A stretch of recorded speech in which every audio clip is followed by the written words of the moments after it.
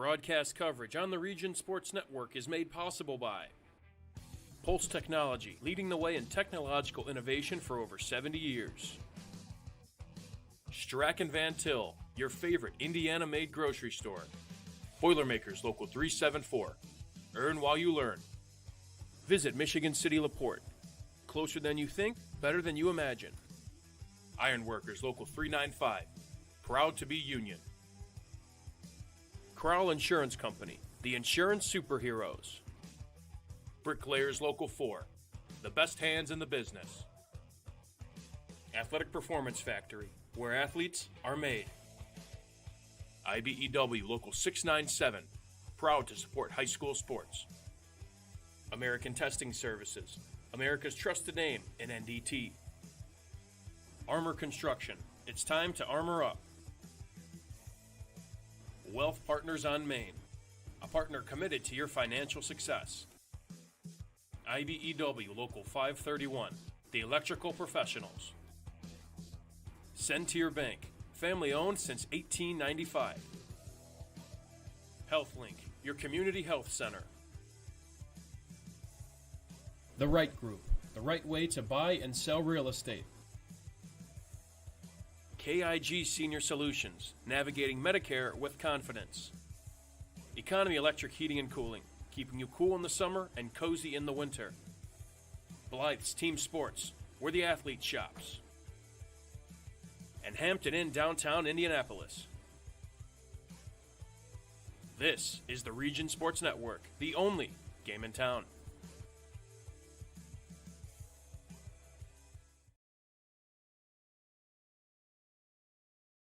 Post-game show here, wrapping up week one. We are at the Diamond Plate Pub and Eatery here at the Athletic Performance Factory in Highland. We got pizza, among other things, as it's a great spot. We'll be here every week this season, so come on out and join us. You can watch the games with us. We have the game room in the back. There is going to be a Pop Warner showcase, highlighted team of the week as well. So come on out Friday nights here at the Diamond Plate Club, as it's a fun atmosphere here, and we're trying to make it a weekly thing. So if you enjoy high school football, you enjoy the Region Sports Network, this is the place to be. But, go ahead. No. We wrapping things up here for a good week one of football. Several teams made statements.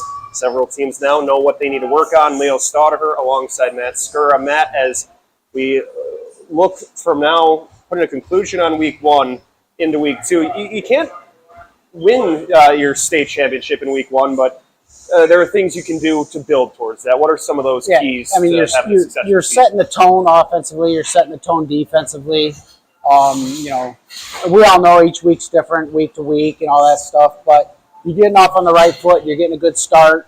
Teams that lost this week, just go back to the drawing board and go. Some teams have that tough first few weeks of the season where they're building in the conference and all that stuff, and you can't win every game, but you always want to try.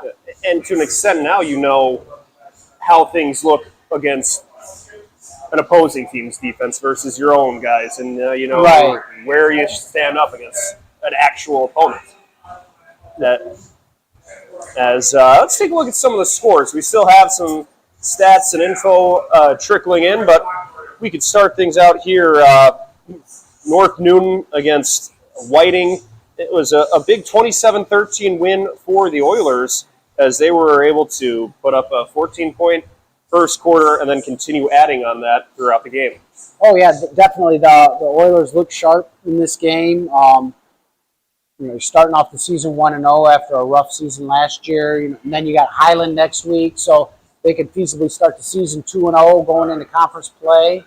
And, get Oiler country excited out there. And for a program that won 2 games last year, that has to be massive, knowing you're building in the right direction. Now you hit the ground running to start. That last year's in the rearview mirror. Now it's just all about the 2026 season. Right. They have the potential to win several conference games here. They might not win conference, but there's several conference games where they can win. So you could turn a 2-8 season last year into a 4-5 season, or a 6-4 season, or something like that, just depending on how things go for you. That's so big for the seniors, for the upperclassmen to try to leave the program in a better place than it was when you started, and we'll see how things continue to develop for the Oilers. And another big-time matchup here, we had number 5 ranked Griffith Panthers really introducing themselves this season. A 63-13 win over their traditional rival Highland. The Panthers scored 21 points in the first 4 minutes, and they weren't done. Almost tripling that as the game goes on. Yeah, they put it out. Offense put out the numbers there, and defense had a great showing there. We don't know how Highland got their 13, but it looks like they got their points late. So it was probably against Griffith's second, backups and all that stuff. So we'll see. Griffith's got a tough game against Munster next week. And then, we just said a little bit ago, Highland plays Whiting. So there's an opportunity for Highland to get that first win of the season, too. It's always a great feeling when you win week 1, but when you drop that first game, how is it especially dealing with the emotions of high school kids, where every game's the biggest game of their lives up to that point? So how do you settle things down after you start the season 0-1? Yeah, and it's tough, too, especially when it's a rival school. They're not in your conference or anything like that, but Griffith and Highland have been playing forever. Yeah. And it's a big game for those communities, even though maybe sometimes it's a little lopsided where one team's a lot better than the other, but it's always a big game. And, it's just they got to work, just push forward. It's not the end of the year. You still got 8 more games to go before the playoffs, and, just keep pushing forward for that first win. So that continued growth, so crucial, as another top 10 team, Hanover Central, facing Michigan City, the Wildcats hosting the Wolves, and it would be the Wildcats picking up a 28-10 win. They were another one with a big start, 14 points in the first quarter, and they would continue to add to that, doubling it as the game went on. Another statement game for this Hanover team that's looking to get back to that form they were at in 2024. Yes. Hanover Central looked really good this game. Michigan City struggled a little bit on offense. I think as the season goes on, that offense will get clicking and they'll be putting up more points. But, Hanover Central is no slouch. So it's not like, Michigan City's got to go back to the drawing board, but it's not like you should be disappointed that you lost that game. And that's a game that could make you better for conference play. You face a tough team week 1, and then even if you didn't get the win, you still know how you stack up against a strong program in Hanover and can maybe develop from that. You had some flaws that might have been exposed, and you can iron those out before you have to face some of the tough teams in the Duneland. Yeah, the loss stings, but, it's first week of the season, you can recover from that. Yeah. And another big win, we had Fairfield handling things against Calumet, 45-14, Falcons over the Warriors. They will start their season 1-0. Looking at some other scores, we have the John Glenn Falcons, 33-7 over Boone Grove.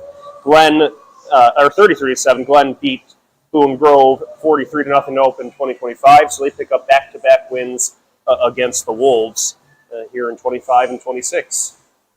Yeah, the Wolves, they struggled a little bit in this game, but they're looking to right the ship against South Central next week. So with the way South Central played against Wheeler, which we'll talk about that in a minute, Boone Grove's looks like they could possibly start the season 1-1 going into conference play, but South Central may have something to say about that. Yeah, and so let's get to that. South Central going on the road to face Wheeler, 49-7. The Bearcats would get the win. This is a Wheeler team that brings back a lot of playmakers from last year's squad, including their quarterback Logan Fox, who threw for 14 touchdowns last year.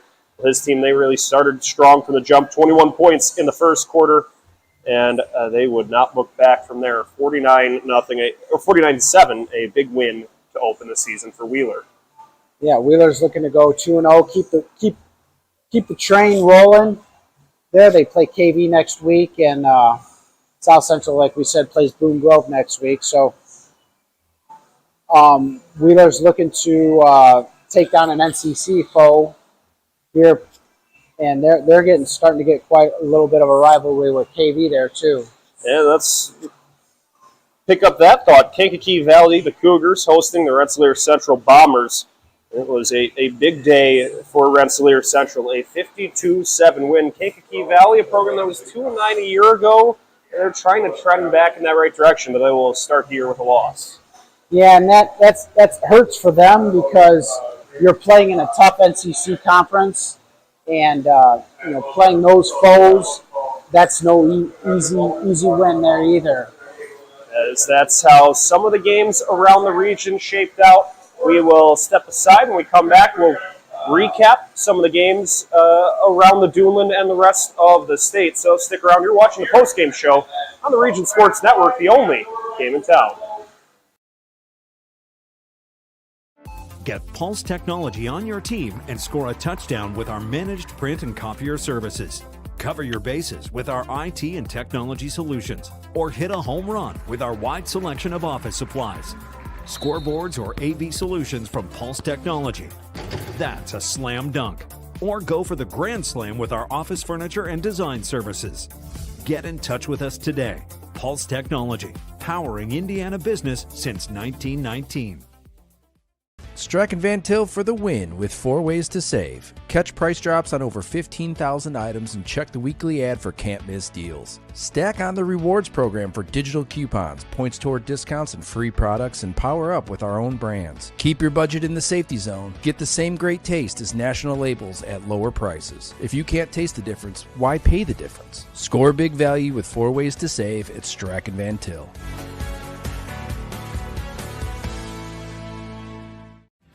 Thinking about what to do after high school? Consider a career with Boilermakers Local 374. As a Boilermaker apprentice, you'll earn while you learn. We offer excellent wages and benefits, and as part of our no-cost hands-on apprenticeship program, you'll learn from the best in state-of-the-art training centers and on the job. Become a union Boilermaker and get on your way to a great career. Find out more, visit www.local374.org or call 219-845-1000.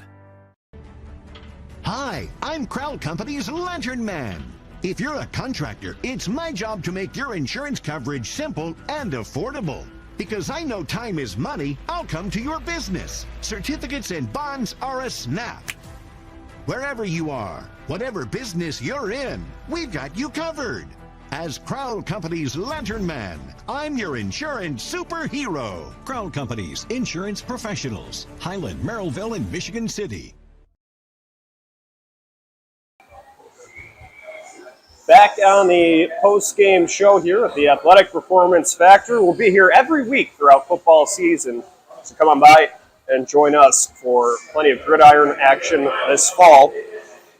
As we look at some of the other games we saw this evening, let's start Valparaiso Vikings taking on their traditional Week 1 foe, the Penn Kingsmen. It was for a Penn team that brings back a lot of production from last year. Penn, a team that fell in the regional championship last year, really was able to start strong from Jump Street here with a 49-24 win over the Vikings. Yeah, Valpo put up some points late, but I think it was too little too late. I think Penn got up big, and they were up at 35 points with the running clock and put some backups in, and that's when Valpo started scoring some points. But Valpo takes on South End Riley next week, so Riley, traditionally not a strong program. I think they were 2-8 last year, so there's a shot where Valpo can head into the Duneland Conference play 1-1. Yeah, I'll be intrigued to see how Valpo bounces back because they've kind of gone through that turnover after that core of players that won the state title in 23 and just after. It's been a change into the guard now, so it's time to hand it over to some underclassmen or first-year starters, how they can reload and try to compete here, especially once they get into conference play.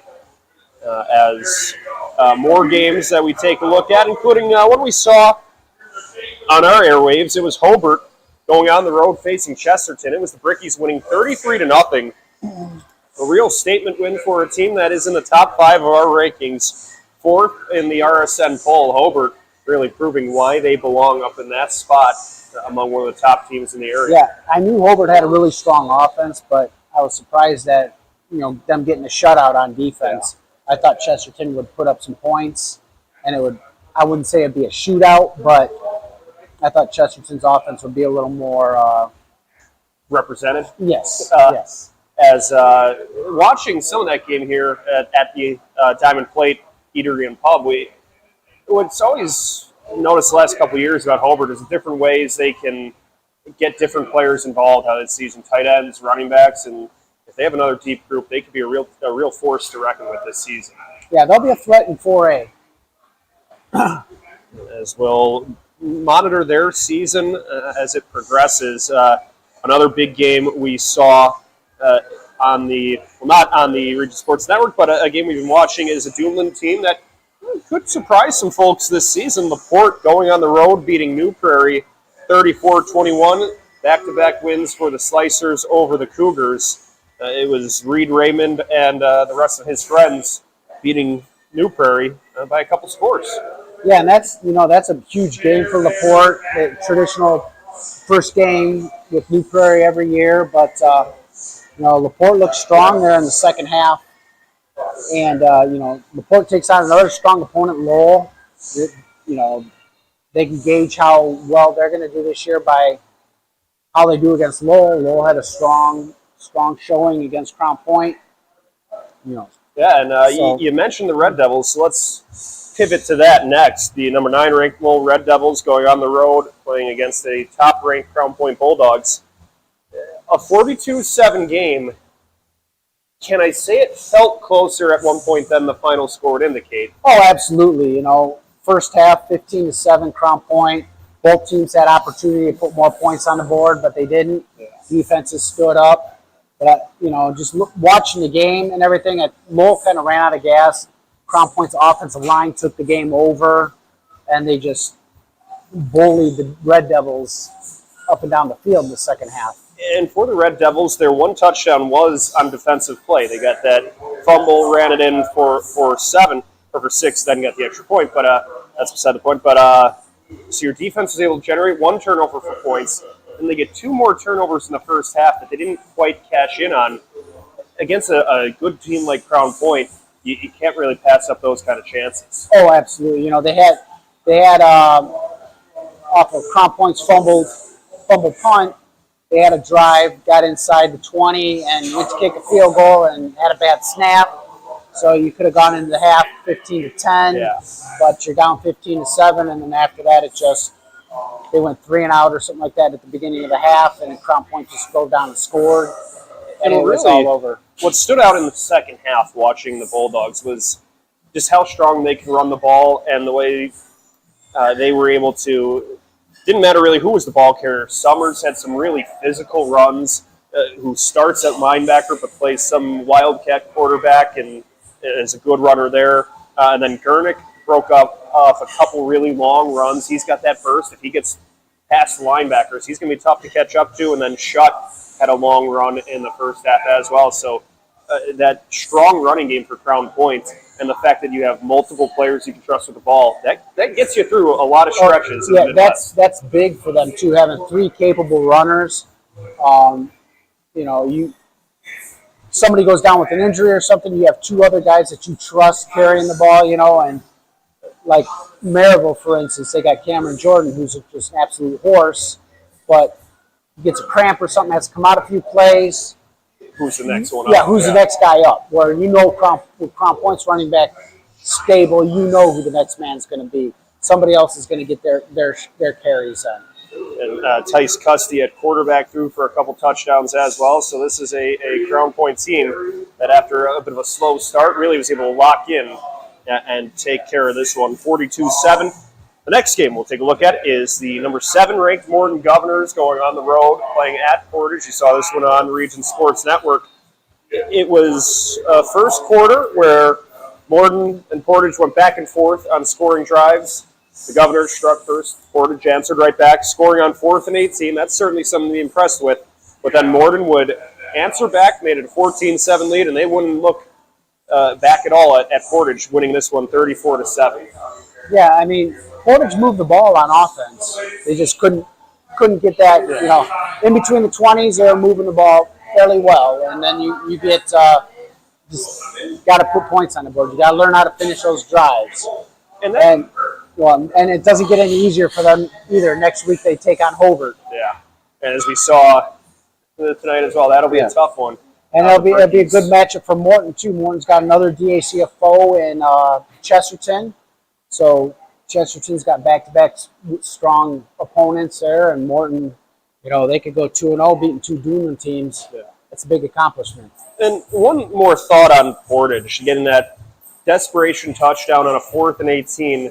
That is big to be able to get to those scenarios, doing that in the game rep, those desperation, those uncomfortable ranges where you have to have it, and so you were able to finish one of those, but then couldn't convert the rest. That'll be something they'll have to work on. Yeah, and that 4th and 18 touchdown may seem insignificant, but it also builds confidence in the players that, hey, we can do it regardless of the down and distance. We can do it. We've done it before. We can do it again. You did the spectacular play. Now you just got to do the routine ones, and we'll see how they adjust from that under their first-year head coach, Cody French. One more game. We were waiting for it to wrap up. The Battle of Broadway really lived up to the hype this year. Two teams that finished their season in Indianapolis last year. It was the reigning 5A runners-up defeating the defending 2A state champs, Merrillville, defeating Andrean 27-21 in what was a well-played game at Andrean, where they had to switch facilities on short notice. Yeah. I mean, Maryville got up. They were up 27-14, and Andrean came back. They were driving. They were down inside the 20 with less than 2 minutes left. And then fourth and 10, something like that, they ended up throwing the ball away on 4th down and ended the game for them. So, Andrean's got another tough test in Fort Wayne Lures next week. Maryville takes on Lafayette Jeff. That'll be another challenge for them. Yeah. With Jeff's speed, and they got Division I prospects out there too. As for Merrillville too, or for Andrean, I should say, the last couple of years, the Battle of Broadway has been a little lopsided. But so when you keep it closer this year, it had a chance to win it in the 4th quarter.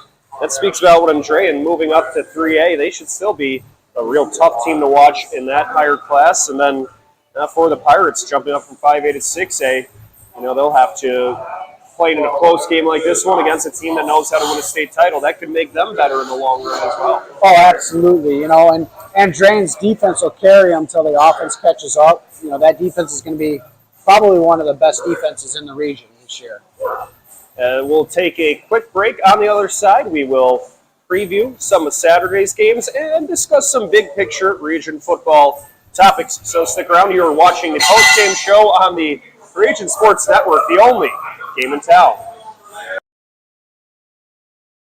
From lighting up Friday night football to powering the classrooms that shape the students of Lake County, IBEW Local 697 is proud to support our region schools and the communities we call home. A career as a union electrician could be your next great move. Your next cap might be a hard hat. IBEW Local 697, powering futures, powering the region. Earn while you learn from the best hands in the business. The Bricklayers Allied Craft Workers for Indiana, Kentucky Apprenticeship. That's right, this is a paid apprenticeship. I'm getting an education while learning a trade and getting paid for it. The thing that surprised me the most about this apprenticeship program is the respect I've received after the proper time and training. Classes start soon, so apply now. There are training centers throughout Indiana and Kentucky. We are the Bricklayers and Allied Craft Workers for Indiana, Kentucky Apprenticeship. The best hands in the business. At American Testing Services, based in Hobart, Indiana, we specialize in NDT drone inspections and heat treatment services for local mills, fab shops, and facilities across the country. From Northwest Indiana to nationwide, we deliver precision, safety, and reliability. American Testing Services, America's trusted name in NDT. You ready? Let's go! Yeah. For those of you that want to know what we're all about, it's like this, y'all. This is 10% luck, 20% skill, 15% concentrated power of will, 5% pleasure.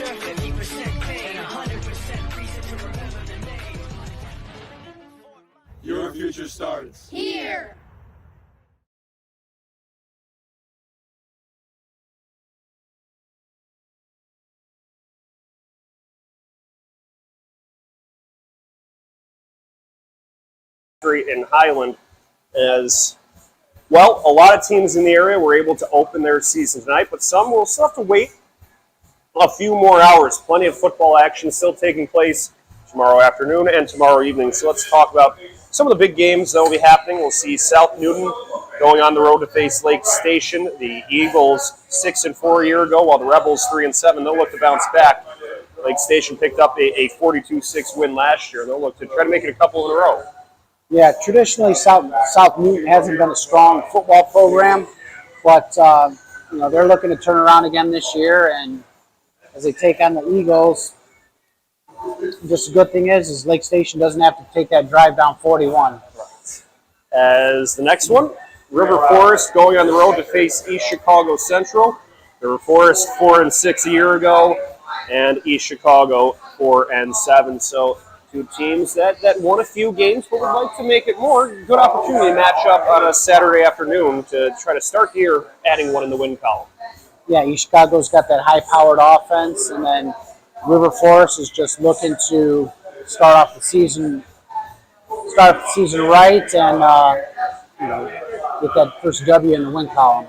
And the next game, one we will have coverage of, Munster Mustangs going on the road facing Lake Central at Lake Central's campus. And this one, the Munster's last win against Lake Central was in 2015, so they will look to try to break some of the recent history while Lake Central trying to keep things the way they've been the last 11 years.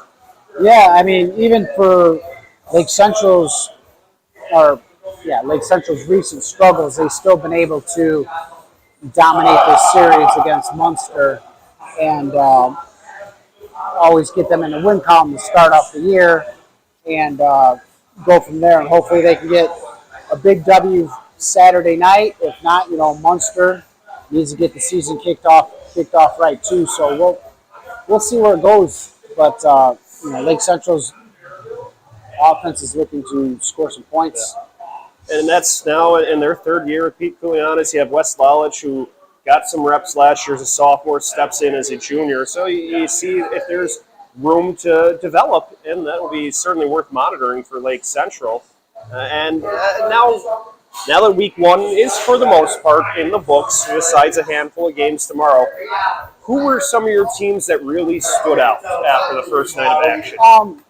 Griffith putting up 63 points, albeit against a struggling Highland team with the new coach who was pretty much installed in his position late in the summer, so they got a lot of catching up to do. But, Griffith was impressive. Lowell's defense was impressive for about 2.5 quarters, if they can put a whole game together. But you can see the physicality from their defense, and the game plan is there. It's just the players executing the game plan. And definitely pivoting to any matchups that stand out for week two. You highlighted a few where maybe a team that lost has a good chance to get back and get on the right foot, evening things out at 1-1, or just a team that won big this week that you think will have another good challenge next week. Yeah, I mean, we got three region teams that are going to play teams from outside the region that are big indicators on how our area's season could go. You got Maryville, Lafayette, Jeff's a strong program here. You got Andrean against a perennial power, Fort Wayne Lures, and then Crown Point playing Indianapolis Pike. So, Pike typically not a strong program in the area, but they got that speed and that speed and size combination that you're looking for, because you're going to see that when you play those schools later on in the season, in the tournament. Those will be those good challenges that you get early in the season and can make you better in the long run. That's what some of the teams we cover, you see which teams take that seriously, where you maybe want to face a team that's a class above you in week 1 or 2, because that can make you better when you get to October and November, trying to end the season with some hardware. As it's a little too early to predict what teams can end their season in Indianapolis. But this is the point in the year where you're doing the work that gets you ready for that. Yeah, you're playing those teams. It doesn't do you any good as a Crown Point to play a 3A school or a 2A school, which is we have an overabundance of in this area. I mean, even a 4A school, no knocking against Hobart or teams like that, but a Hobart Crown Point matchup is an interesting matchup for us to talk about, but does it benefit either team? Right. The Lowell Crown Point matchup is a traditional. They've been playing for almost 100 years now, or if not over 100 years. I mean, I don't know the exact number, but that's a traditional matchup where they've been playing forever, so they don't want to discontinue that series, even though the last 3 or 4 years it's been lopsided more Crown Point, but it's a fairly even matchup. Right. And we saw in this game that the Red Devils, they were energized, they were ready, and it was just against a team like Crown Point, if you can't execute on 3 or 4 plays throughout the game, you might not know when they occur, but those could be the plays where the momentum swings to the Bulldogs, and that's all they needed. And today that was certainly the case as the Bulldogs, after some early turbulence, were able to pull away and close it out with a 42-7 win. Yeah, I mean, another big game, maybe not so much on the onlookers on, but the Chesterton-Morton matchup. Chesterton needs to get the offense rolling and be able to put some points on the board, as where Morton has a high-powered offense, scored 34 points this week, and it's a test for Chesterton's defense. Yeah, and that's a big way to get back on track, too, for Chesterton, if you can face another challenging team week 2 and try to get things back together. So we will certainly be excited to turn the page to week 2 across all of the platforms. We'll be at some of those top matchups we talked about, Pike against Crown Point, Morton, and Chesterton. So wherever we may be next week, we hope if you're not at one of these games, come on out to the Athletic Performance Factory, especially the Diamond Plate Eatery and Pub. We there's the game room out back. There's plenty of good menu items to enjoy a football game with some pizza or whatever else. And we have golf simulators here, 2 golf simulators, 2 mini bowling alleys back in the game room.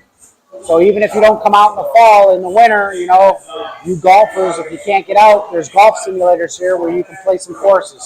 And a good time to watch the game here with us. We had all the screens going on too, so if you're a Region football fan, this is the place to be. So we'll see you next week. But first things first, a big thank you to everyone involved with tonight's productions, to our management team at Region Sports Network, led by executive producer Chris Ramirez, operations manager Rich Castillo, sports director Mike Dewan, our producer Matt Kaufman doing a great job keeping everything running smooth.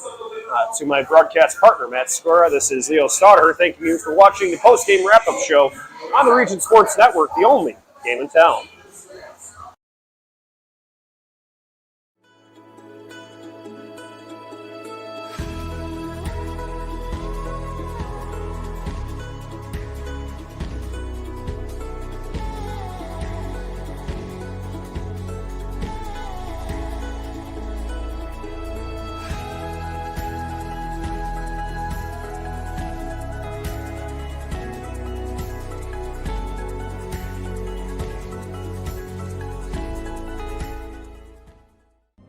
For months, it's all you've heard about.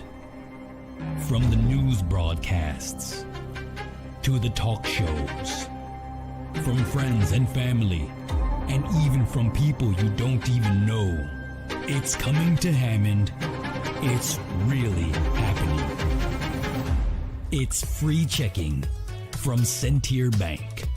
A perfect account for everyone. Calling all current and future homeowners in the Northwest Indiana area. Whether you're buying or selling, Brent Wright is here to make your real estate journey smooth and successful. With years of experience, personalized service, and a deep knowledge of the market, Brent will help you find the perfect place or get the best deal for your property. Call today at 219-406-7195 and take the first step toward your real estate goals. Contact Brent Wright, the right way to buy and sell real estate. Flip the switch, a light turns on. Press the button, machines and instruments come to life. Touch the screen, communicate with the world. Simple tasks, guaranteed results, every second of every day. That's the power of power. And that's the power brought to you by the Nika Contractors and Electrical